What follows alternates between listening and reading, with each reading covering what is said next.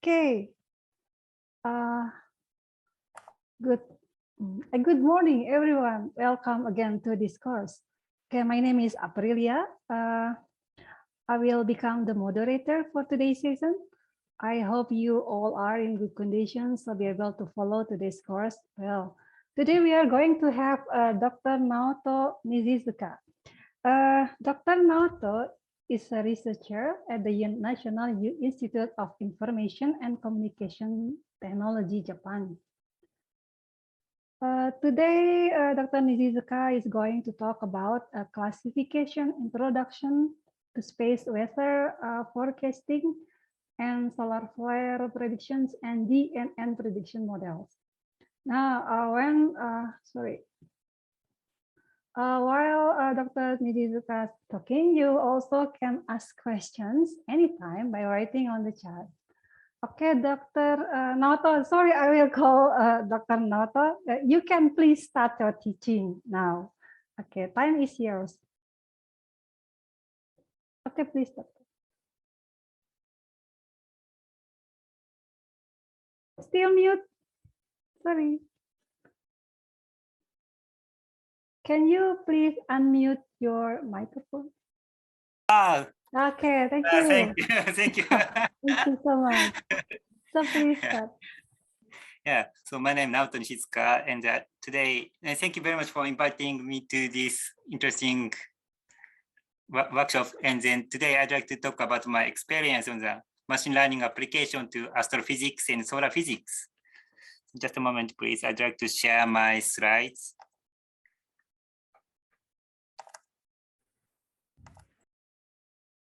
Can you see my slides?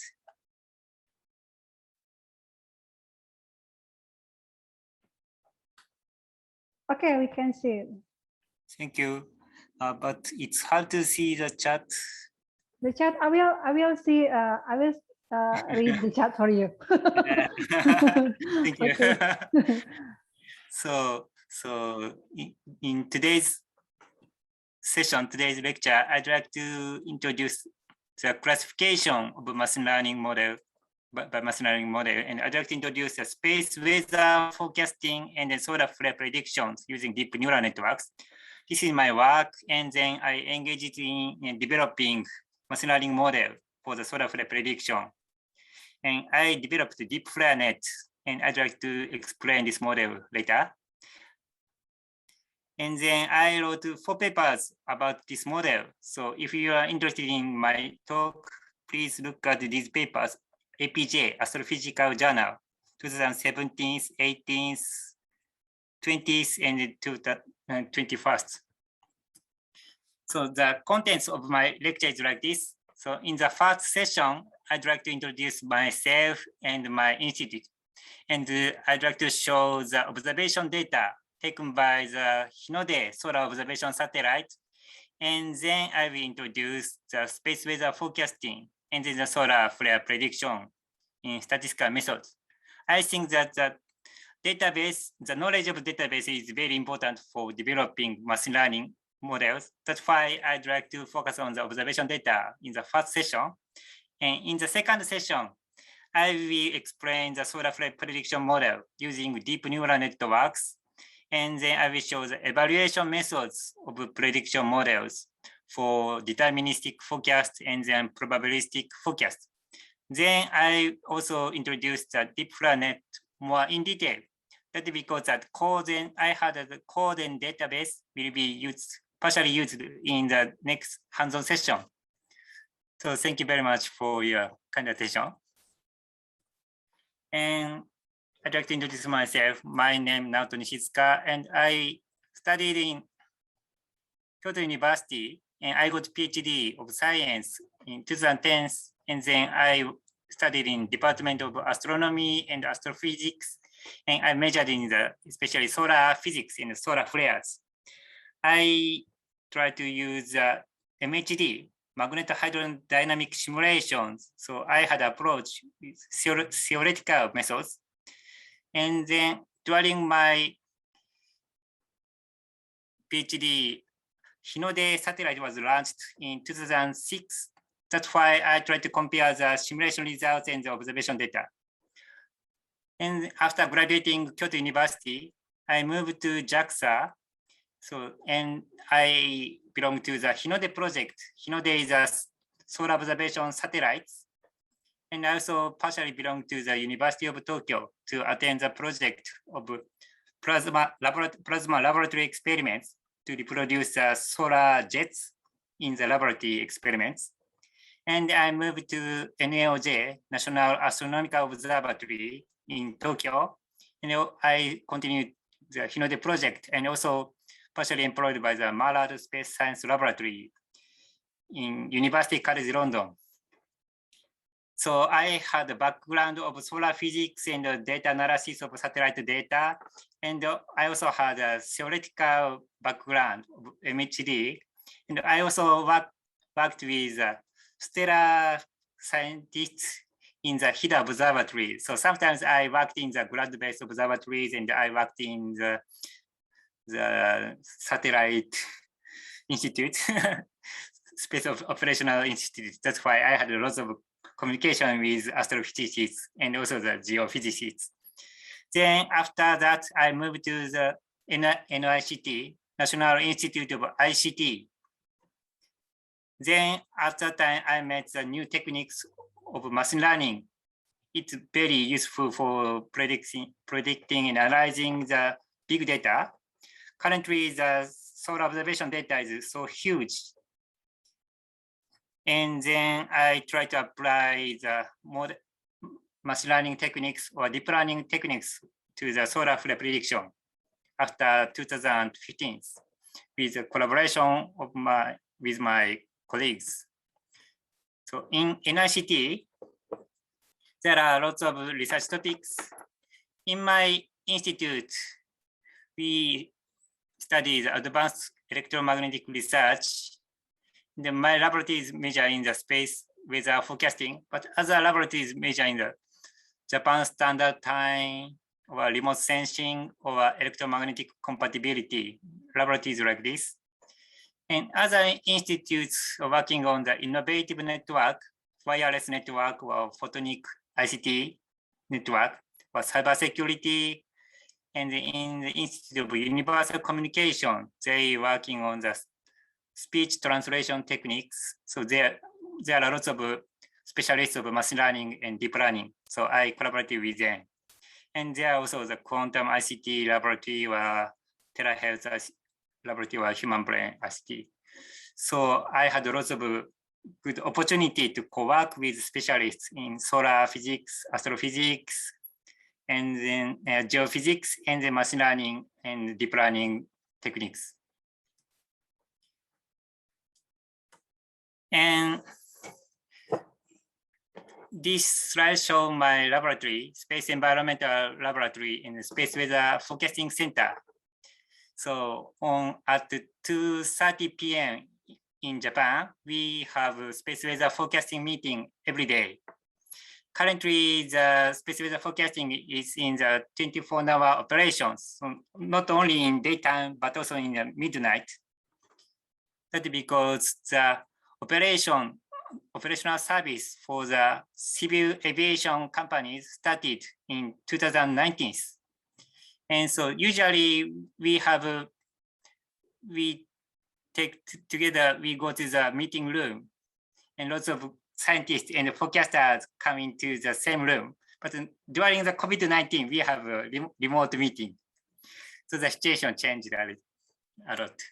And we also have a operational observation of the ionosphere and the solar radio activities.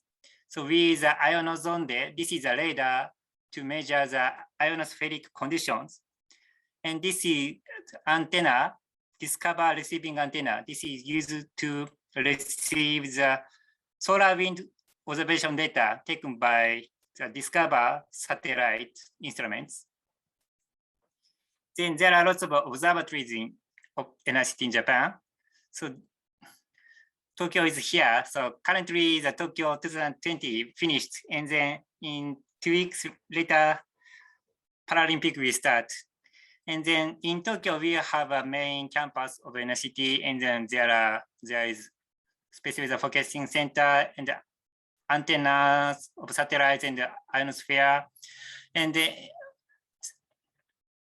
at different latitude, we also have ionozonde, ionospheric observation instruments in Hokkaido, Tokyo, Kyushu, and Okinawa, and also in Antarctica. And we also have a collaboration with Southeast Asian countries.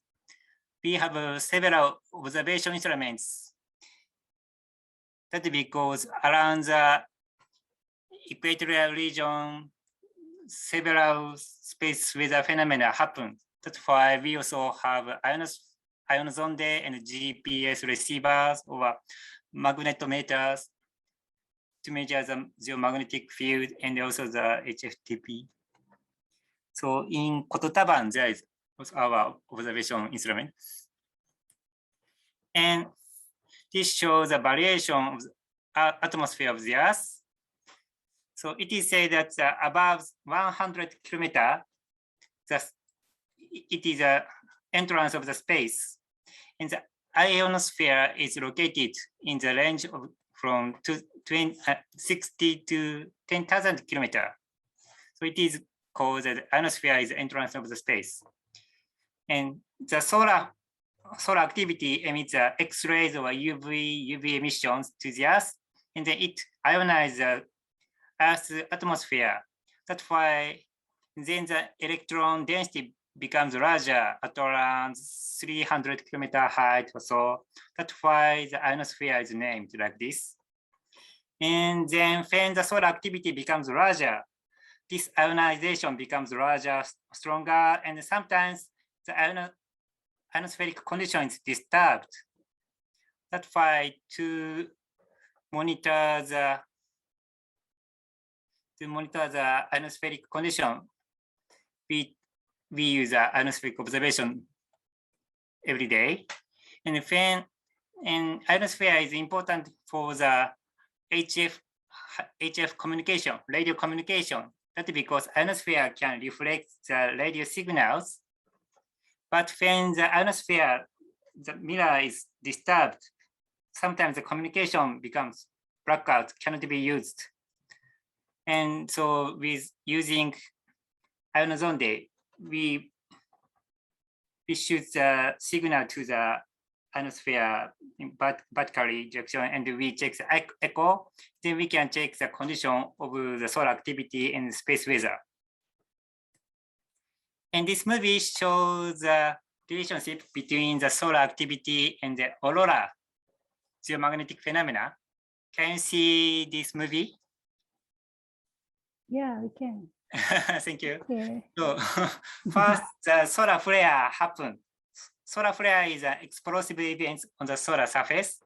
Then it can release a large amount of solar plasma into the interplanetary space.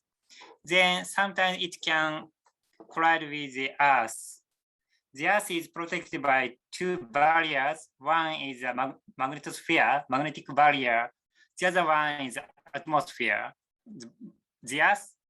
So, by the magnetic barrier, the solar plasma can only come into the Earth at around the North Pole and South Poles, and we can see the aurora at around the high latitude region. And now we also started a collaboration with the university and the research institute. So we had special project for solar terrestrial environment prediction in 2015. We established a collaborative network. So, and this makes us grow the space weather community in Japan. In this community, we had 4 groups: solar storm group, geomagnetism group, and the solar cycle, solar climate, solar dynamo group. And then fourth one is a space weather forecasting operational group. The newest one is the collaboration between the operational group with scientists. And we studied the R2O research. R2O is very popular in US and European countries. R means research and O is operation. So R2O means model developed in research. It's used for the operation. And also R is the knowledge from the operation is return feedback to the research. So R2O to R is a new topic in our field. And then I also designed a space weather poster. This is for outreach for non-scientists or for small kids. So the when the solar flare occurs, I try to show what happens on the Earth. So there are several impacts on the social infrastructures. For example, around Japan, there are errors in communication, and around Indonesia, you can see pink ribbons. This is called plasma bubbles. This is one of the phenomena of space weather forecasting. You can download this poster PDF from the following link. I'd like you to see this poster and print out. And so this is, and I'd like to give you some question or quiz in my lecture. So there are 6 questions, and this is the first one. The first question is, have you ever heard the word space weather or space weather forecasting? And then can you select 1, 2, 3, 4? This is the first time, or I've ever heard just a word, or third one is I know a little about it. Fourth one is I know a lot. How is it? Oh.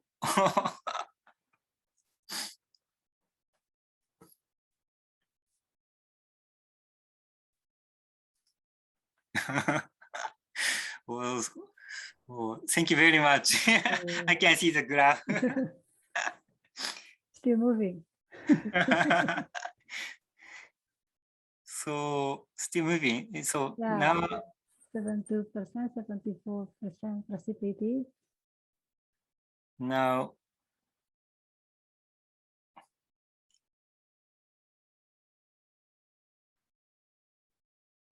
what is the total number of audience students? 50. Almost full. Yeah, now it's 40. 76.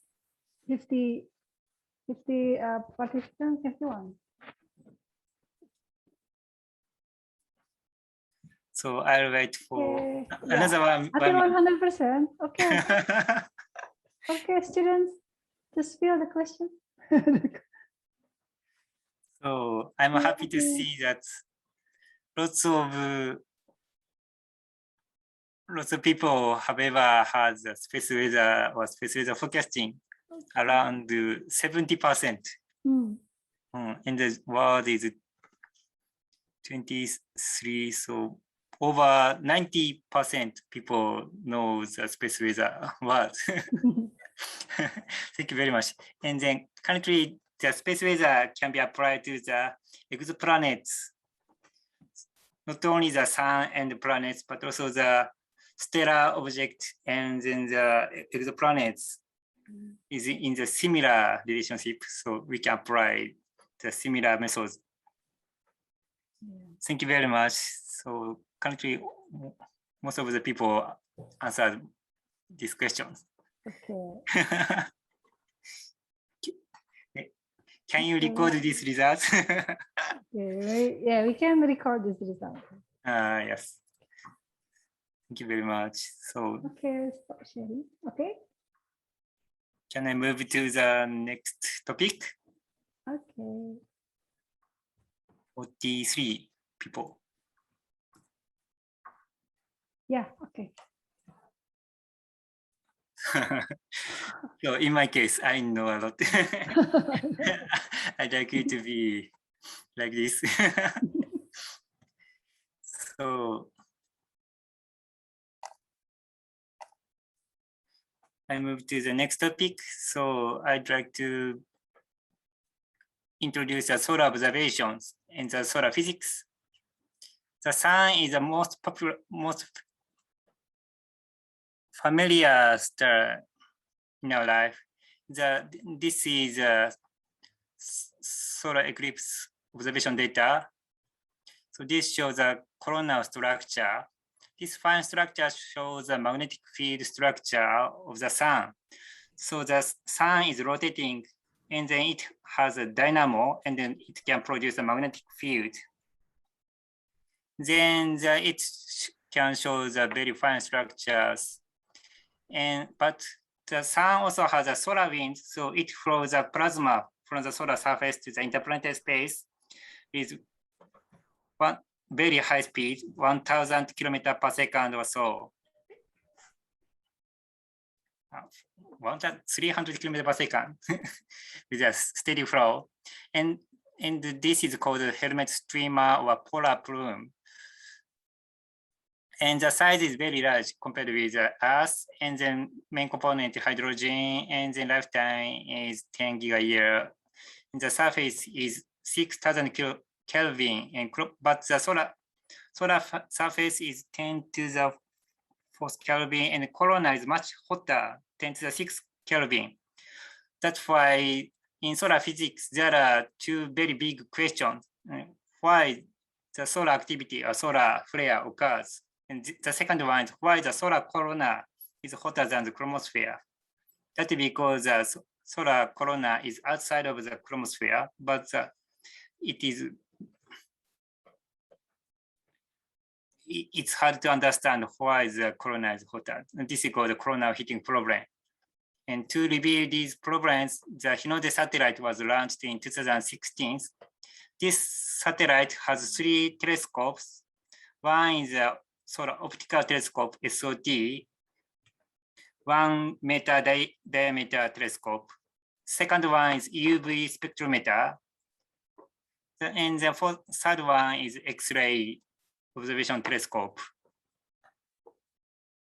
And the size is very large, and then the length of the solar panel is like 8 meters or so, and then it was launched in Japan, Uchinora. And then after launch of the Hinode satellite, several things were discovered, and then it was also published in Science. There are several solar observation satellites launched from Japan and US. And in 1919, first Yoko satellite was launched, and after that, Hinode was launched. There are active solar activities change in time. So sometimes the solar activity is very high, and sometimes the solar activity is very low. And this is related with the sunspot variations. This shows a graph of time variations of sunspot numbers. This was observed by human observations. So it has a 11 years time period, and it varies like this. So there are solar maximum phase and solar minimum phase, maximum, minimum, and currently the solar minimum phase was ended, and then now the new solar cycle started. So currently, previously there are no sunspots on the solar surface, but recently the number of sunspots becomes larger, and sometimes small scale or middle class solar flares happen.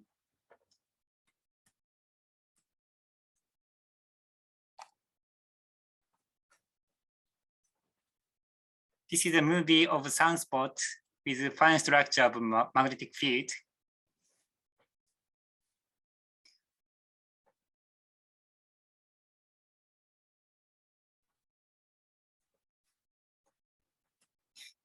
Can you see this sunspot structure? This is observed in the optical wavelengths. And then this looks like Japan Island. So we named Japan sunspot. So this has a umbral region and penumbral region, black and gray region. We can also see the convection granules. So the sunspot has a very strong magnetic field. So the magnetic pressure is very high, but the temperature is low. That's why it looks darker than the surrounding regions. And around the sunspot in the granule, we can see the convection motion, the solar heating, the internal heating can produce a convection motion like this. And then this shows another movie of sunspot. This shows a solar ring, the edge of the solar disk. And we try to change the observation wavelengths from the optical wave continuum to the calcium 2H lines. So this means that we change the observation height from the photosphere, from the solar surface to the chromosphere, upper region. And then we find that dramatical change occurs. So the solar surface looks very quiet, but when we look at the chromosphere, there's several ejections, several jets occurring. And then we think that these are discovering of the nanoflare. So the energy release occurring at around the sunspot region with the energy release of a magnetic field. And then this can produce a small scale eruptions, and it can show the jets from in the vertical directions. This also shows another phenomena of the solar surface. So this is also observed by SOT of Hinode. So the solar rim, and then this is a sunspot. You can see the spicule structure. So this looks like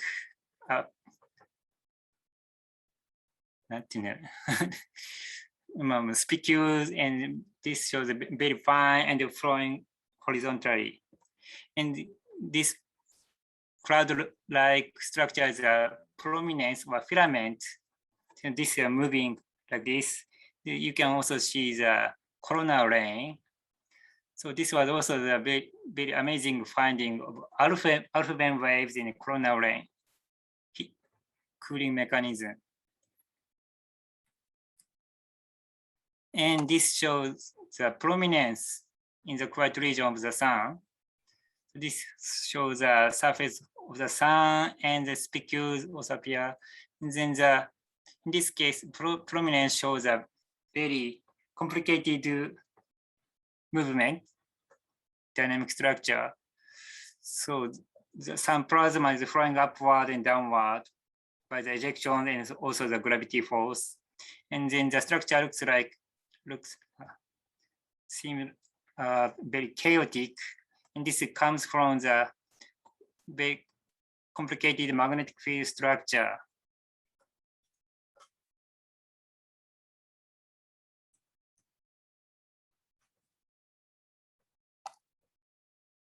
And the solar flare was also observed by Hinode. The solar flare was discovered in the middle 19th century. And this energy release of the solar flare is very large, and then this comes from the stored magnetic energy around the sunspot. The size is like this, is the energy is largest in the heliosphere, but the flaring mechanism, solar flare mechanism, has not been revealed for more than 1 century, 100 years.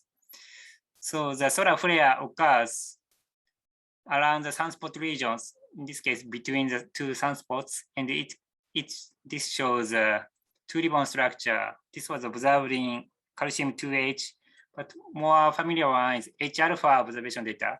So H alpha 2 ribbon observed. So this is H alpha observation in Hida Observatory of Kyoto University.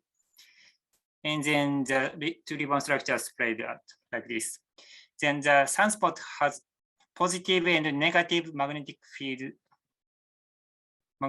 so positive and negative. And then the border of the positive and negative is called the polarity inversion line or magnetic neutral line. And then around this line, the 2 ribbon structure occurs, and above the structure, the solar energy release occurs. And above these sunspot structure,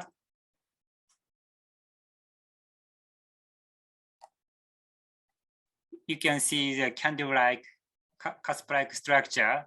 This is observed in X-ray emissions. So this is called solar flares. This was observed in 2011, and then solar flare released lots of radiation, X-rays or gamma rays, and the optical H alpha, and also the radiation particles, protons, electrons, and neutral particles. And then theoretically, the mechanism of the solar flare is interpreted like this. First, the energy release occurs in the solar corona like this. So this shows the magnetic field line. Then at around the X point of magnetic field, the magnetic reconnection process can release magnetic energy. Then it heats up the plasma over the sunspot, and then it can show the cusp-like structure in X-rays, and it also shows the 2 ribbon structure in H alpha and calcium. And then the large prominence was observed associated with the solar flare occurrence. This is one of the largest prominence. And this also shows a helical structure. This is also shows a helical magnetic field structures. And when we zoom out the structure, we can see more large scale eruption. So this is called coronal mass ejections. So the sun is covered by the plate like this. This was observed by SOHO LASCO telescope, and you can see the plasma ejections in the several directions. The velocity is like 100 to 1000 to 2000 kilometers per second. So it's very fast. And then it also has a shock front. That's because the speed is larger than the alpha velocity. Then you can also see the particles on the telescope. So not only the X-rays, but also the particles affect the Earth and the satellites or human activity in space. The solar flare is classified by the X-ray emissivity. So the solar X-ray variation is observed by GOES satellites operated by NOAA. And then this looks like earthquakes happening. The class of solar flare is named like X class, N class, C class, B class, A class. X class is the largest class of solar flare. M class is middle class. C class is small scale solar flare. B class and A class are almost a background level. The solar flare is very rare event, especially the extreme event. X class solar flare occurs only once or 3 times per year. And then M class occurs more frequently, and the C class occurs almost every day on average. And then the large solar flares emit X-ray to the Earth. And then during the solar flares, the X-ray emissivity becomes 100 times at 1000 times as a normal emissivity. And then during the solar flare, the X-ray emission heat up the solar atmosphere, and it affects the communication travels, sudden ionospheric disturbances, and shortwave fade out.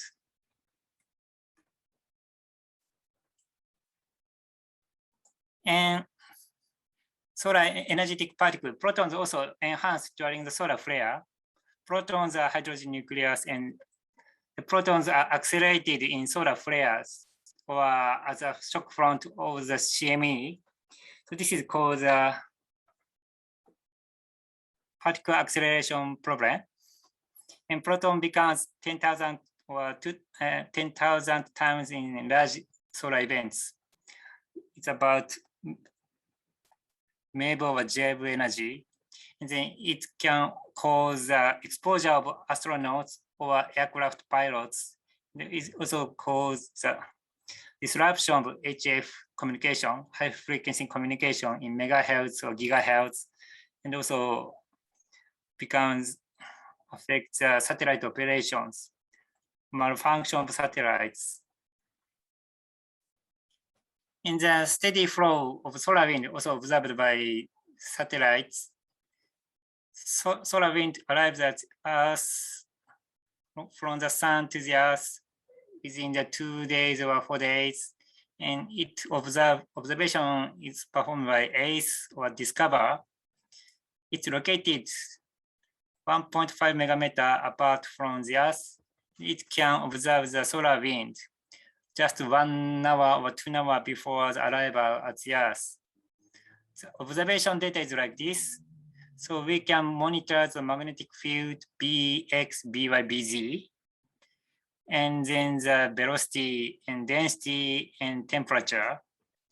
So when the CME comes, when the shock front comes to the Earth, the velocity is suddenly enhanced and the density increased. And the magnetic field also increased like this. Especially we need to focus on the Bz component. That's because Bz is in the direction of north to south direction. And then when the Bz becomes very large, it can disturb the geomagnetic field very much. Then, especially the fast solar wind disturbance, fast solar wind can also disturb the geomagnetic field. So we need to check the velocity. It's important to check the velocity and the magnetic field in daily operations. And currently, the data receiving antenna of ACN discovered are located in US and Germany and Japan and Korea. And then we have a steady downloading of the data set, and then it can use for the real-time operation and forecasting. And this is a numerical simulation of CME and the affecting the Earth. So this is made by the Michigan group and using the AMR technique. So first the CME is ejected from the sun, and this shows the CME shock front. And can you see the Earth?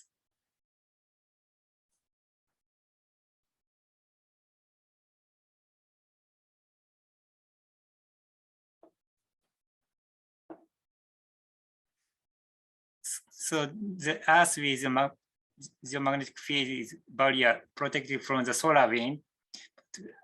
From this simulation, we can find that the Earth is very small, much smaller than the coronal mass ejections, and it can easily affected by the space storms or solar storms.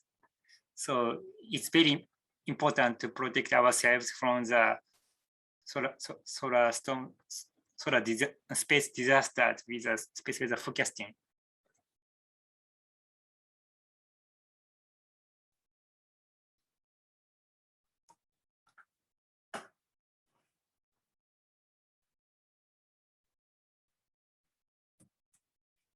And then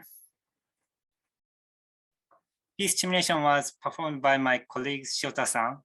And then at the center of this movie, the sun is rotating and it ejects the solar wind in the several locations.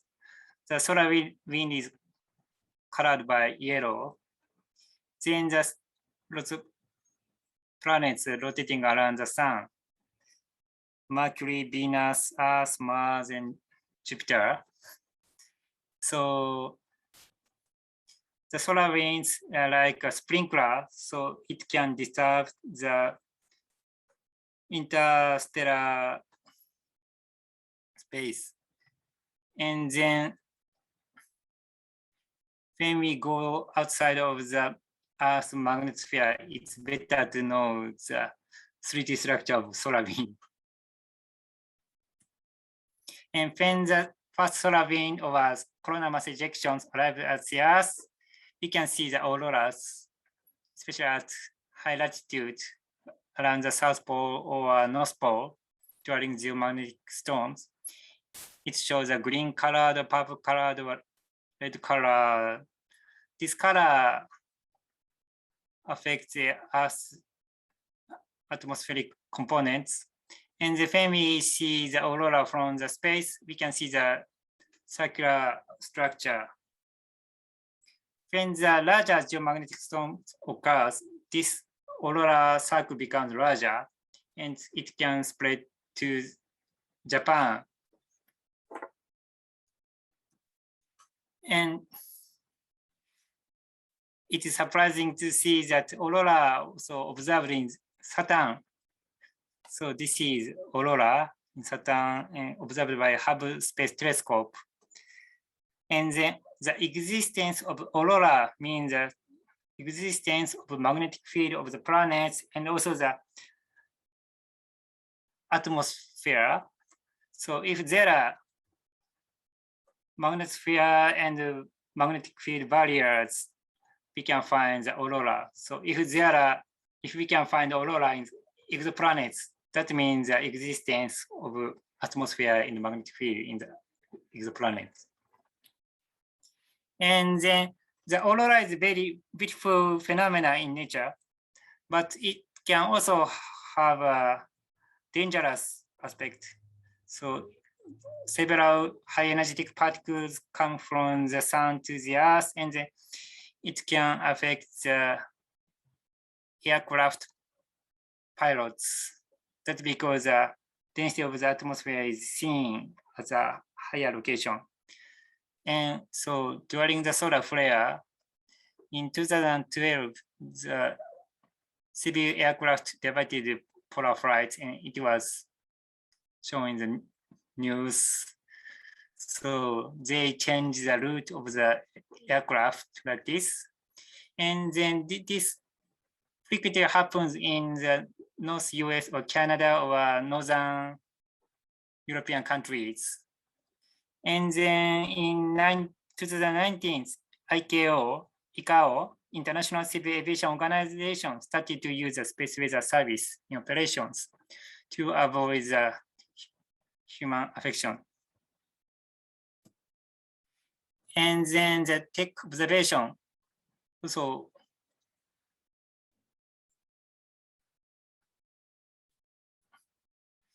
TC means total electron components.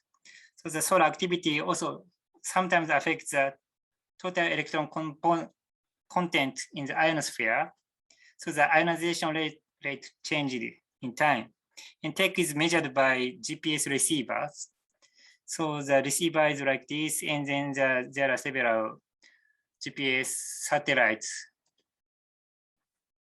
And with the communication between GPS, satellite, and receivers, we can see some information of the ionosphere or ionization degree, especially using the delay of propagating radio signals.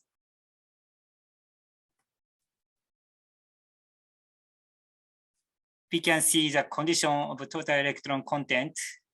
And then when the solar activity becomes larger, the ionosphere is disturbed, and sometimes we can see the wave-like structure. And in Japan or US or European countries, the GPS receivers are densely located, so we can see very detailed structure of ionosphere. Just a moment, please. There are some chat. These are not questions. No. No, okay. No, not yet. Okay. Not yet. Okay. So please ask me any questions. Yeah, You- if you have any questions for Dr. Naoto, please ask him directly now. And then in Indonesia, I think the plasma bubble is most important for you. That's because the plasma bubbles are observed in the equatorial regions. The structure is like this, hand-like structure or tree-like structure. And then it can disturb the radio communications. So from the space, we can see the plasma bubbles like this located along the geomagnetic field from the north to south direction. And then it can propagate from the west side to the east side. And so this structure can change the density of the atmosphere. Then it affects the satellite positioning. So when this structure appears, the satellite positioning becomes positioning error becomes larger. And then when you use a self-driving system for agriculture or building industry, the observation or real-time observation or forecasting of this plasma bubble become much important. And the forecasting become more contribute to the society. Then we established a VHF radar in Chumpon 2 years ago, 1 year ago, like this. So I also have a collaboration with Indonesia. And so this is a second question. In which planet auroras occur similar to the Earth? First one is Mercury. The second one is Mars, and the third one is Jupiter. So I'll wait for 3 minutes or so. Oh, Jupiter is the Previous. In Jupiter. Oh. Mercury. No one choose Mercury.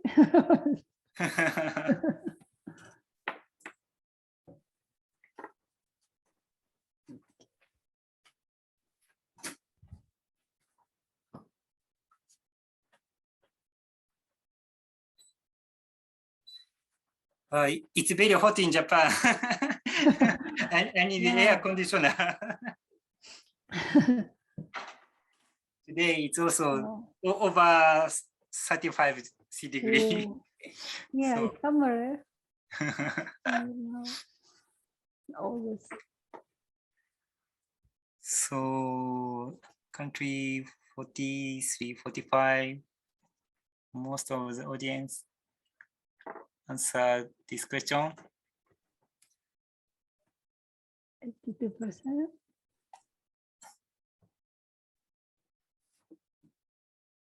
The hint is like this. You have it. Aurora occur in planets with magnetic field and also magnetic field and atmosphere. And then aurora also discovered in Uranus and Neptune. However, since their axes are inclined, aurora take place in different places. Not in the upper and bottom part, but the horizontal location. So can I close questions? Okay. We end the poll now. Okay, I will end. Okay. Thank you. I wanted to ask Aprilia's answer. Okay, I will answer for the most answers, Jupiter. Jupiter. You have already answered. Yeah, you're right. Okay. Okay. And then in my poster, I also drew cartoons like this. So Mercury and Venus and Mars similar to the Earth, but it has atmosphere.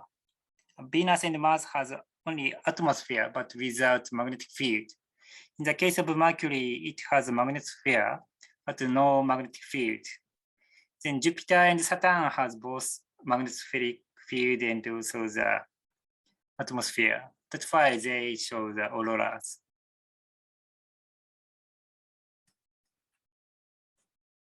So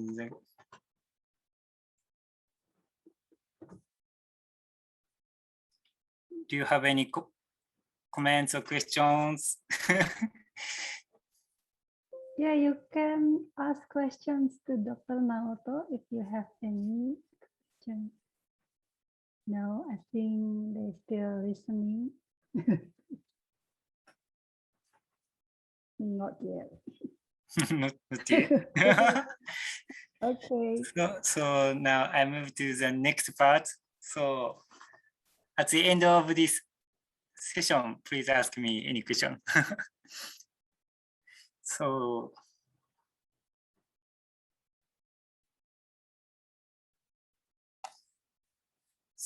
from this part, I'd like to start from the impact of space weather on the Earth.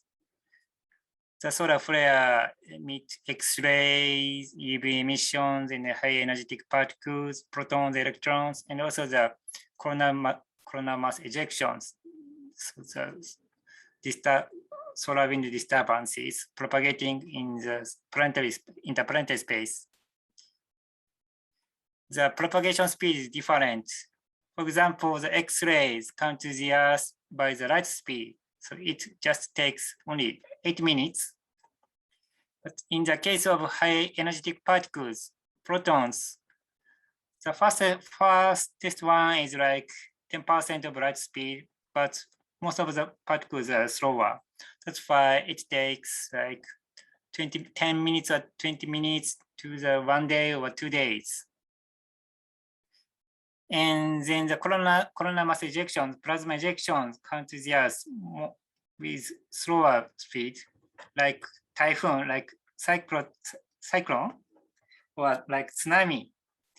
And it takes just 2 days or 3 days. So during this time period, we need to escape or we need to protect the social infrastructure from the hazards. We need to prepare for the space weather phenomena. And fortunately, on the Earth's surface, we are protected by the two barriers, magnetic field and atmosphere, so we are safe. When we go outside of the magnetic field structure, magnetosphere, we need to pay attention to the solar activity much more on the moon or during the solar space travel. And in the infrastructure, some impacts of space weather phenomena is reported. For example, the satellite operation or electromagnetic device was affected by the solar activity. For example, the device is destroyed or it shows a input error. Sometimes the spacecraft orbit is changed by the air drag. And sometimes astronauts or aircraft pilots are affected by the radiation. And the power grid also has trouble. So there were blackouts in the large area for 1 week or 2 weeks in Canada and Northern European countries. So currently the space utility is increasing a lot, and to prevent hazards on our society, it's important to forecast the space weather phenomena. And we have international community to forecast the space weather phenomena. It is called ICES, International Space Environment Service. Currently there are 20 regional warning centers in the world. And recently, Bandung also attended this community. So we report our forecasting results like this. Especially we focus on the flare forecasting, magnetic forecasting, and proton forecasting. Currently, the solar activity is low, so we show the quiet report. But sometimes activity becomes increased in yellow or red color is shown like this. In this case, Tokyo, Beijing, Bandung, Brussels, Sydney, Jeju, border. So we collaborate with each other, and sometimes we have a competition. And we also have different data, so we can have a baton relay in the world like this. So what country A, country B, and country C. So when we go to sleep, another country we continue the observation and the forecasting of space weather phenomena. And then you can check this forecasting result on the website every day. And then we also have a community in Asian countries. It is called AOSOA, Asian Oceania Space Weather Alliance. And in 2018, the fifth AOSOA workshop was held in Bandung. So I saw Indonesian regional warning center like this. It is in Lapan. This is a poster, and then they show space weather forecasting like this. And then we have lots of collaboration between Indonesia and NICT, and several researchers visited NICT for training of space weather forecasting. And in NICT, we show this kind of space weather forecasting website. So solar flare forecasting, solar proton forecasting, and geomagnetic disturbance forecasting. We also have additional information of radiation belt electron forecasting and the ionospheric storm, Derringer phenomena, and the sporadic E-layer prediction or current observations. So we update the website 2 times per day. And then there are several to show the current status of solar activity or geomagnetic activities. And so we also show prediction model of Wasabi's deep planet aurora alert. Deep planet is mine in the observation data, radio observation data, or satellite proton observation data. So please check our website. And after the launch of Hinode satellite and SDO satellite, we can see the very beautiful and high resolution observation data in the steady conditions. So for the forecasting of space weather or forecasting of the solar flares, we need to check all the observation data of the sun. For example, magnetic field, and then the solar coronal emissivity in X-ray emissions. So with the parametric observations, we can see the magnetic field structure around the sunspot region in active regions. So this shows a 4-day time variation of sunspot glow. The white and black means a positive and negative magnetic field. And then from the space, there are no daytime and nighttime, so we can continue observations. And there are no effect by the air, no clouds. That's why the quality of the data is constant. This is the merit of satellite observations. Then during the time evolution of the sunspots, the magnetic field structure, sunspot becomes larger and larger, and then the structure becomes more complicated. And then we can see the magnetic neutral lines between black and white areas. So this is called the magnetic neutral lines, and it also becomes longer.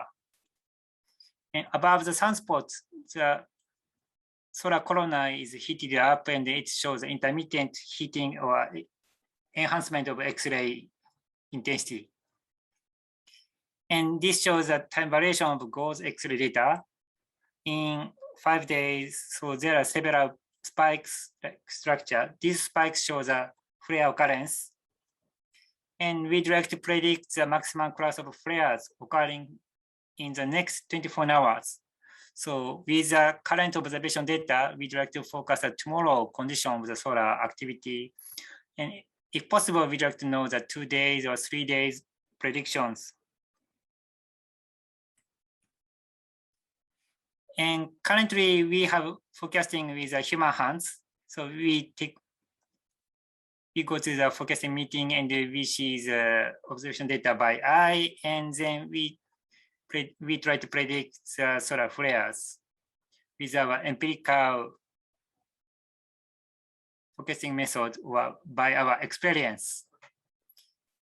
So for example, we have in the daily forecasting meeting, the forecasting results is shown in this graph by several institutes, and this shows the variance of number of sunspots and also the hit rate of flare predictions. So the prediction accuracy varies in time. This depends on the solar activity. The solar activity is very high. It's very hard to predict the solar flare, and then the hit rate becomes smaller. And when the solar activity is low, we just only show that quiet. That's why it's much easier and the score becomes larger. And on average, the human forecasting, the hit rate is in the range of 30 to 80%.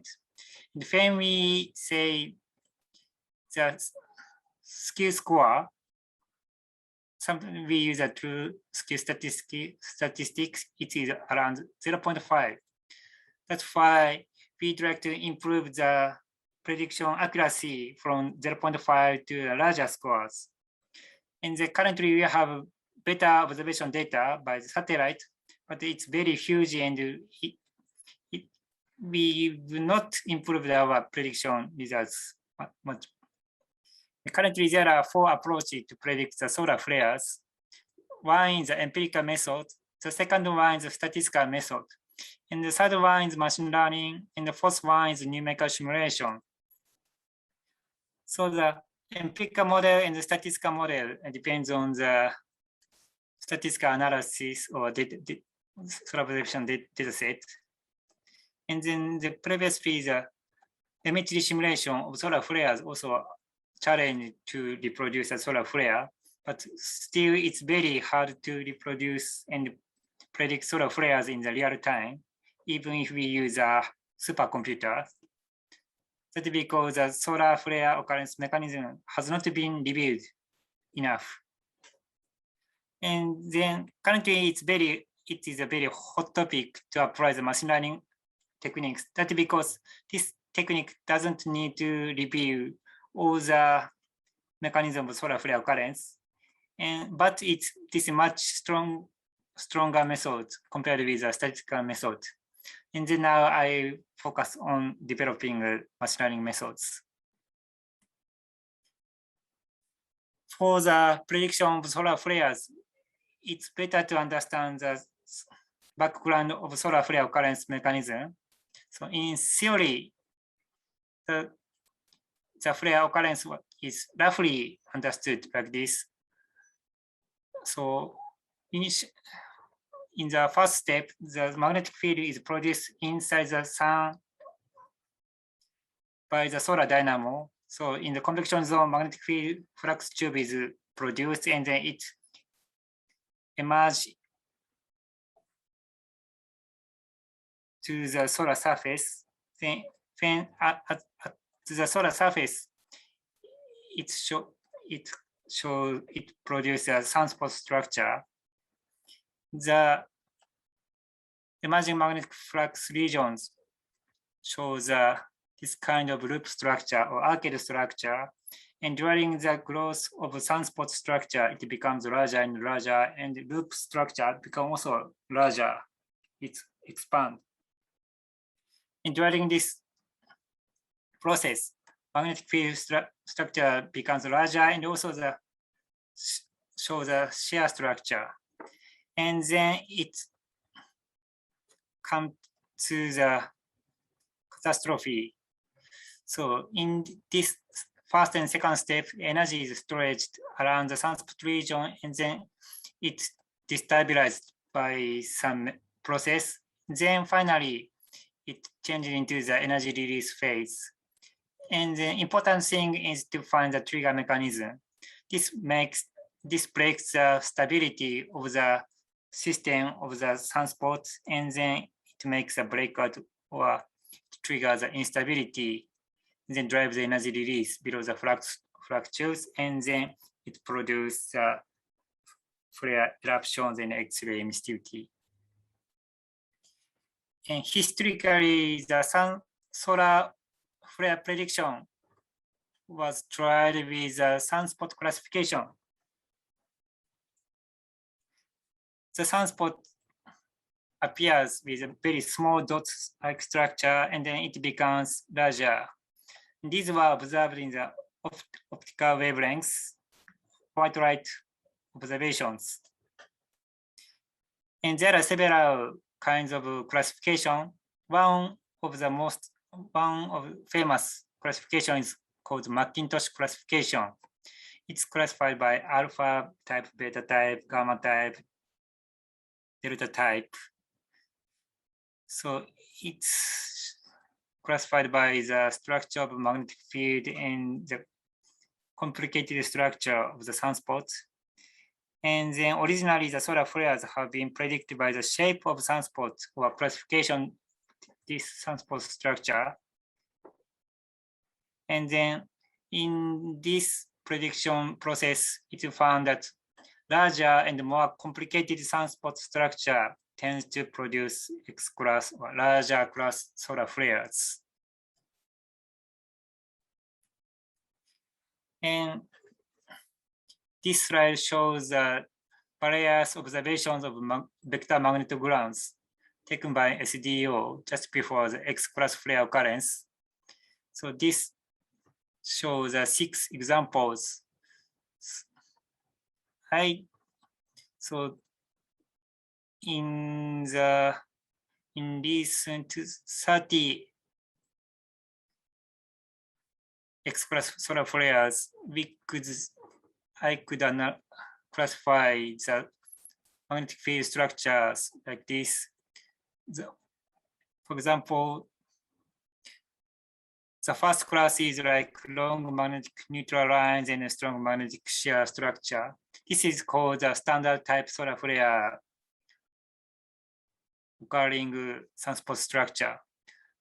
Black and white, positive and negative magnetic field, and there is only one straight neutral lines. This is very simple structure. But I also found that some active regions shows a complicated shear structure. So the magnetic neutral lines like this, but sometimes not only one, but also 2 or 3 or 5 neutral lines observed. So there are several shared areas in one active regions. This is due to the complicated process of the sunspot formation.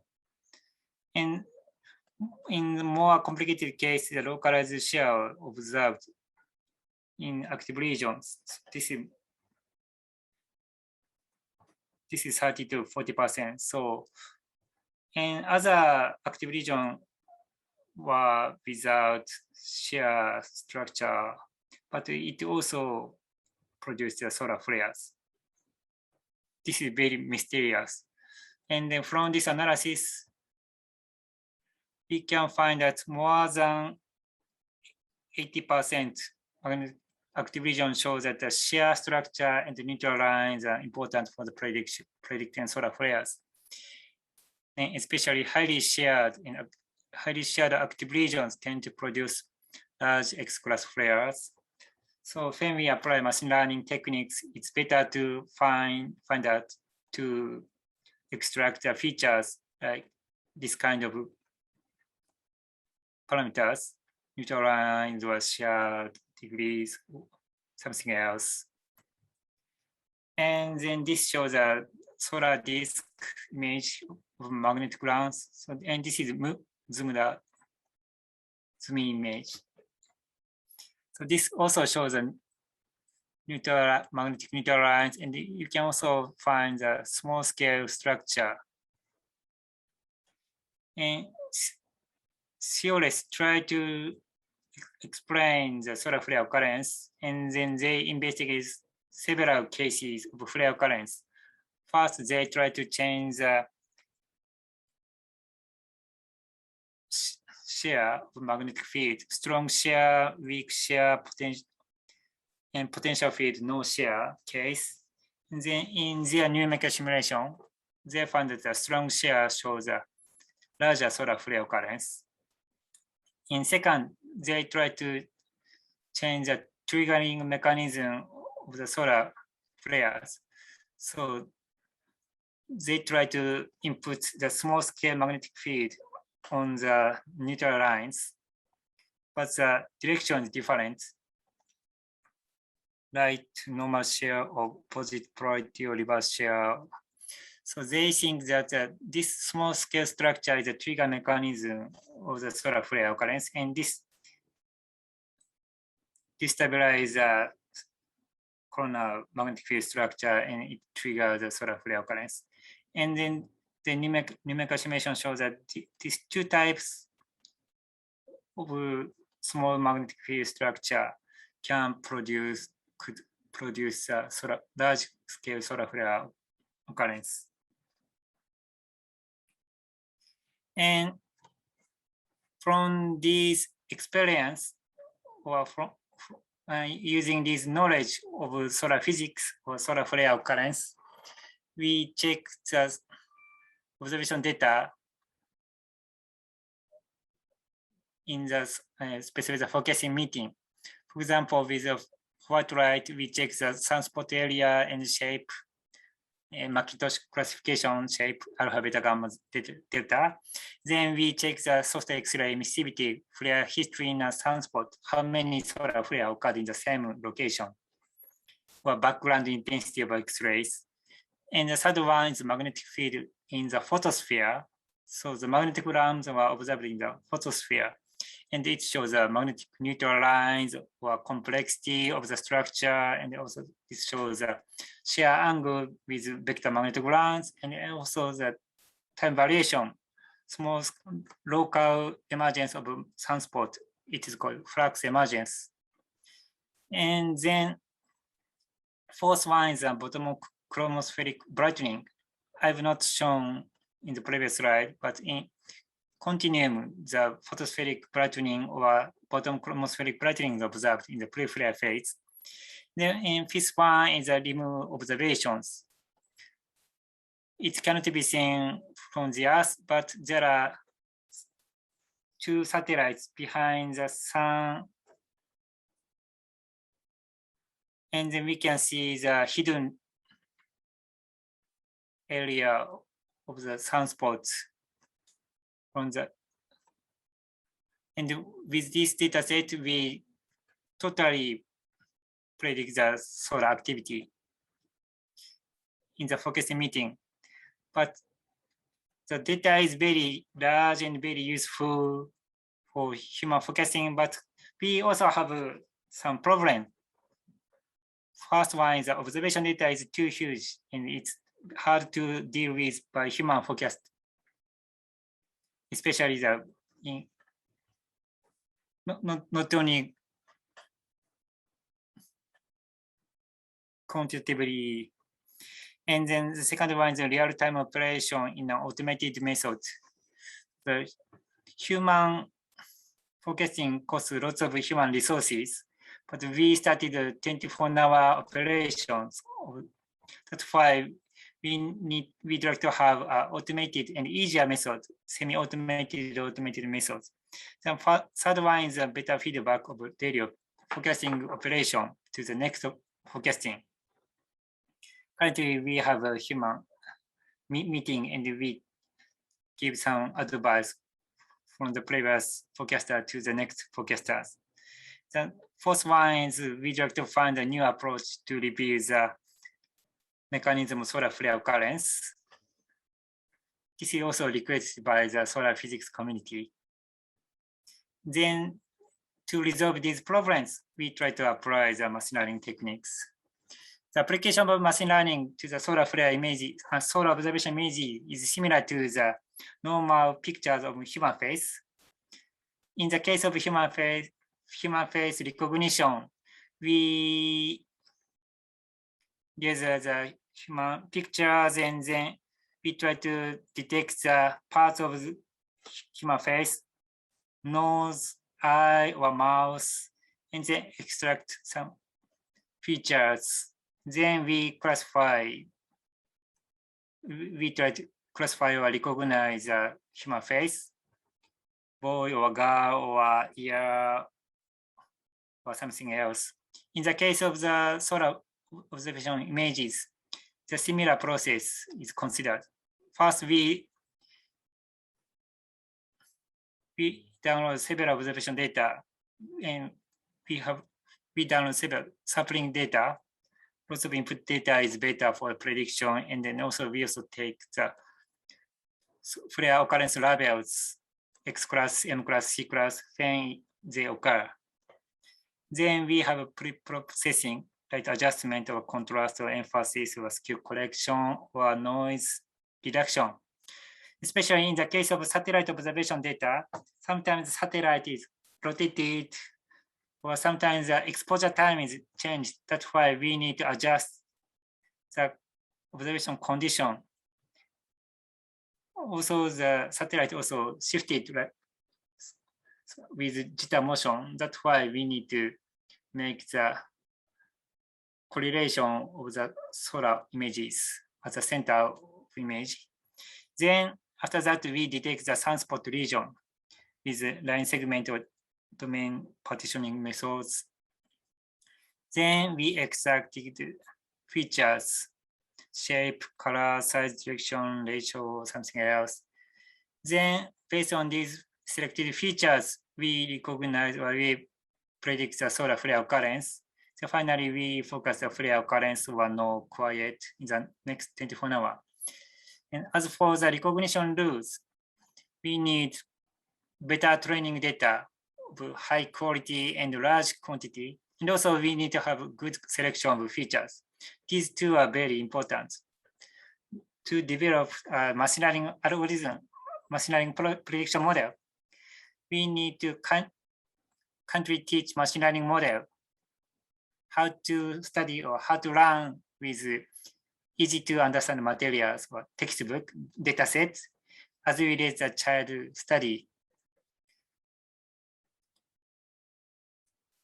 And currently it's a very hot topic to apply the machine learning or deep learning methods to solar flare prediction.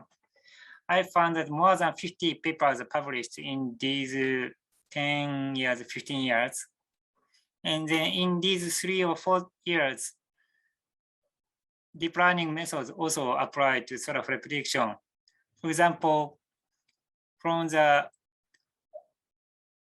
solar observation images convolutional neural network, CNN was applied to extract the solar features and used for the prediction of solar flares. These are 3 are like using CNN. The other one is using LSTM, long short-term memory. This is useful for the time series prediction.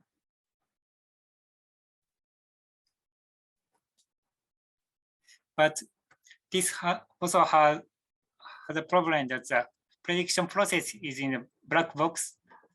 The extracted features are not understood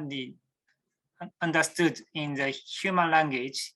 So we can see that some features are extracted by CNN and used for the prediction, but we don't know what's the meaning of the features and how they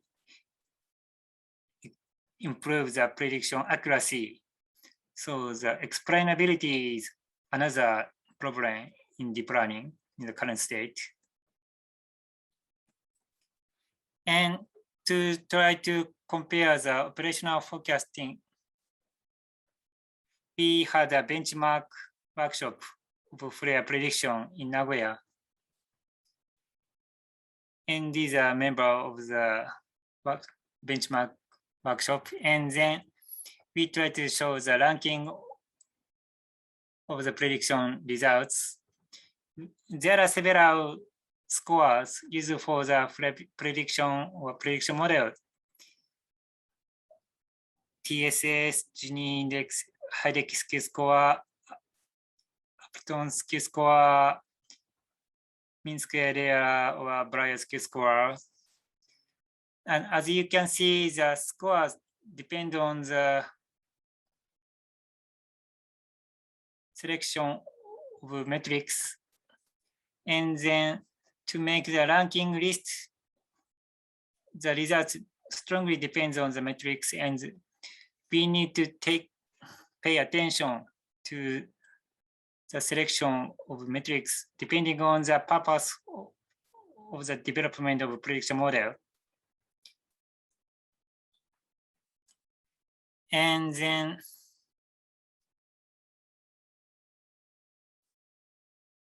the operational models are also compared on the international specific community. CCMC, Community Coordinated Modeling Center in NASA, has a scoreboard of flare prediction like this.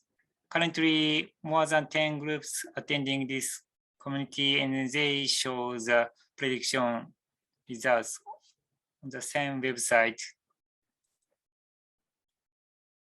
Then these models are operated in real time, and semi-automated empirical models and machine learning models are developed and compared in this community. This looks very interesting, and I'm also asked to attend this community, but I've not attended. And that's because evaluation methods for the operational models has not yet been discussed a lot. They just only show the prediction result and try to compare the results, but they don't have a strategy how to compare their model, how to select the metrics. And that is a problem, and I'd like to discuss this problem before attending this committee. And then this is a third question. How much time will it take until the geomagnetic storm occurs after solar flare occurrence? Okay, students, please feel the quiz, answer the quiz. Dr. Naoto, maybe we have another 8 minutes for this. Yes, so this is for question and answer. Okay. And then after this, we will have break.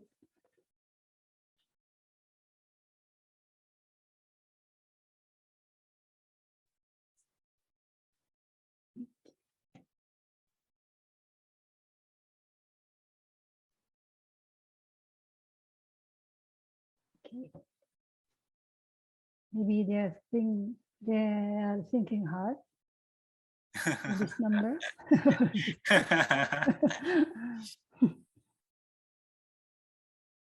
How much time will it take until the geomagnetic storm occurs after a solar flare? First one is 8 minutes, second one is 30 minutes to 2 days, third one is 2 to 3 days.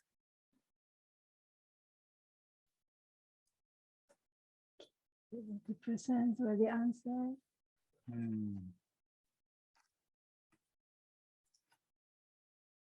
Hint is like this. I think this is not the easy hint. Yeah. If you know the distance from the sun to the earth, Yes. you can calculate the time. That's the clue. Another hint.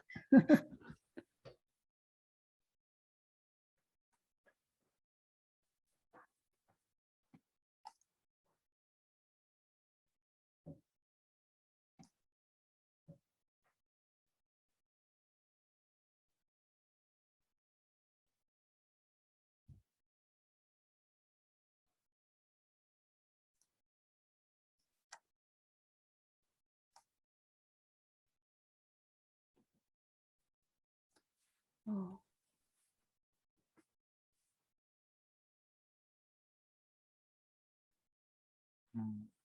Between 79%. Okay, students, just ask. Oh, sorry, just answer. Okay, 81% participated.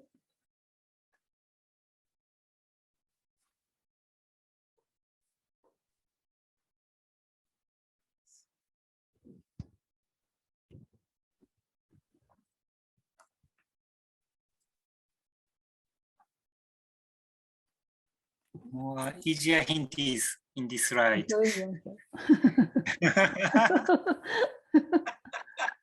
Okay, just choose which one. Which one can produce magnetic storms?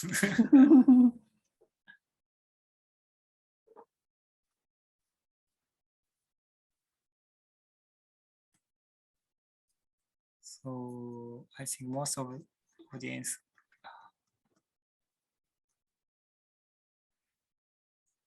So can I show the answer? Okay, we end the Okay. poll. So this is your answer.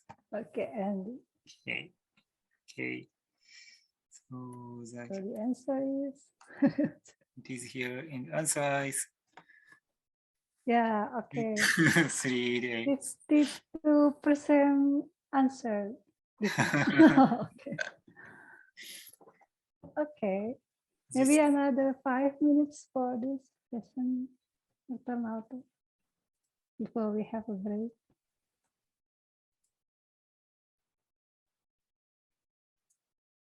Maybe, is there any questions? Okay, there is one from Puan. Maybe I will ask her to read her questions for you. Yes. Okay, Puan. Yes, hello, Dr. Naoto. Yeah. I'm sorry if my question is out of topic, but I'm kind of curious. But from my understanding, that in Venus there is oh, sorry. Hello, can you hear my voice? Yes, Okay. yes. Yeah. So, from my understanding, in Venus, it has a thick atmosphere, and the solar particle can directly interacting with the atoms in the atmosphere, right? So does it mean the aurora can occur in the entire atmosphere, or does it produce a different phenomenon?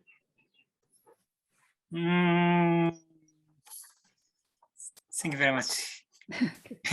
Good question.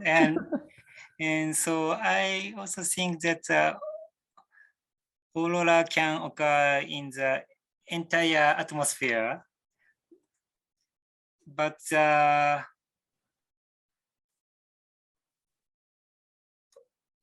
in the case of magnetosphere, the particles can propagate along the magnetic field line, and it collimated, and the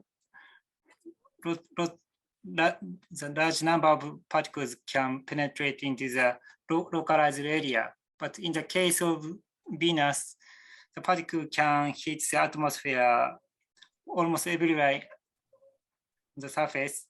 That's why the brightening intensity is not so large. That's why I think it's hard to see the aurora brightening. I think that there are some chemical illuminations by the interplanetary particles penetrating into the Venus atmosphere, but I think that it's very weak and hard to observe by telescope. But I've never checked it. Thank you. Thank you very much. It's an interesting topic, how to observe aurora brightening in Venus. Okay. One other question maybe before we have a break.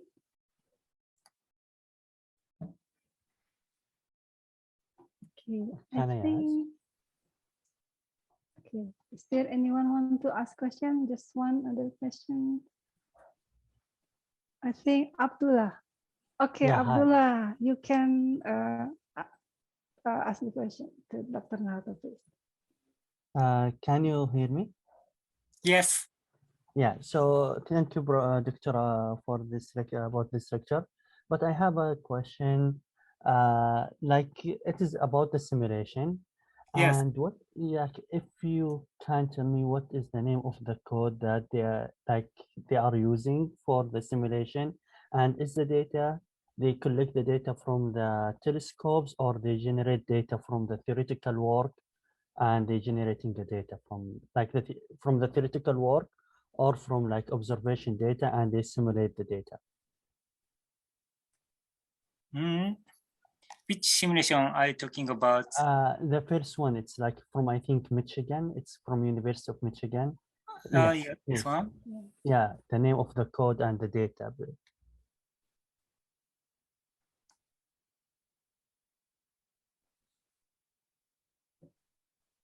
I think the code and data is not open to the public. So they just keep their code, and it is usual in the astronomical community or space weather community. Oh, okay. And I couldn't hear your questions clearly, but you'd like to use the simulation data for prediction or some Yeah, classification. right. Like, is it like, okay. Yeah, I understand right now. Like, I think it is like just they are taking the data from the telescopes and they are simulate this data, right? This is my question. Yes, previously it's not usual to open the simulation code and data. That's why these Michigan's code are not open. But recently there is a trend to open the AI code and database, and then some numerical simulation players also try to open their code and simulation data sets.